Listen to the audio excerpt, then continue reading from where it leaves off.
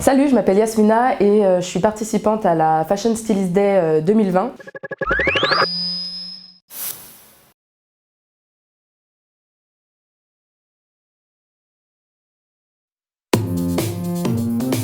J'ai connu la Fashion Stylist Day lors d'un pop-up que je faisais à Cachan où j'exposais et je vendais mes créations. J'ai connu Cynthia qui est élue à la mairie du Plessis-Trévis qui m'a parlé en fait du concept de la Fashion Stylist Day et qui m'a proposé de candidater. Le challenge avant tout, c'est le challenge qui a motivé ma participation, c'est-à-dire que j'ai jamais participé à un défilé de créateurs et en plus de cela, j'ai jamais réalisé une tenue entière. Et bien sûr, j'avais envie de vivre cette expérience, voilà, et de rencontrer de nouvelles personnes, voilà. Donc j'ai saisi cette opportunité. Ma passion pour la mode a commencé à partir du moment où j'ai pu m'acheter mes propres vêtements, tout simplement parce qu'avant c'est les parents qui choisissent les vêtements évidemment. Donc à partir du moment où j'ai pu m'acheter mes propres vêtements, voilà. J'ai beaucoup aimé, j'aime beaucoup en fait depuis jeune fille associer les couleurs, les styles. Je fais très attention à l'harmonie et un point qui me tient vraiment à cœur, c'est l'originalité. Donc voilà, je déteste être comme tout le monde, je déteste voilà, ressembler à tout le monde et aller dans un endroit et trouver une personne qui a la même chose que moi. Alors mes sources d'inspiration proviennent tout simplement de l'univers où j'ai grandi. J'ai grandi dans un monde vraiment multiculturel qui associe différentes cultures. Ça vient du Maroc, du Sénégal, de la Côte d'Ivoire. Ça c'est par rapport à mon histoire donc personnelle.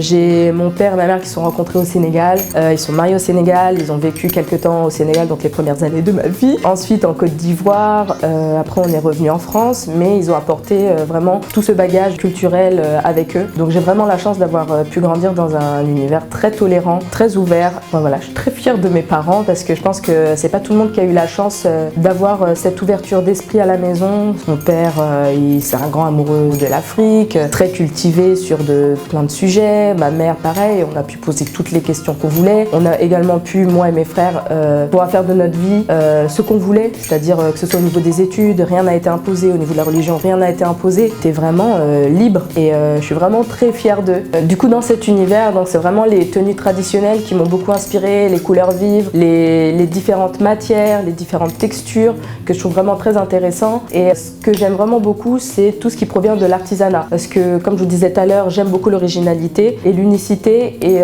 l'artisanat permet d'avoir cette unicité et cette originalité. Alors, est-ce que j'ai des modèles à la profession?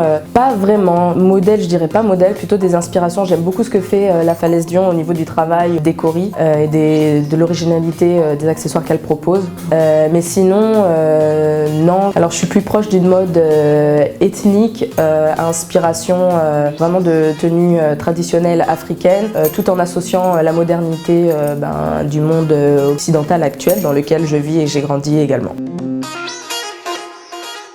Alors après le bac, j'ai fait des années de classe préparatoire aux grandes écoles et je suis entrée en école d'ingénieur spécialisée dans le textile. Alors non, c'est pas une école de stylisme ni de modélisme, c'est vraiment ingénieur spécialisé dans le textile.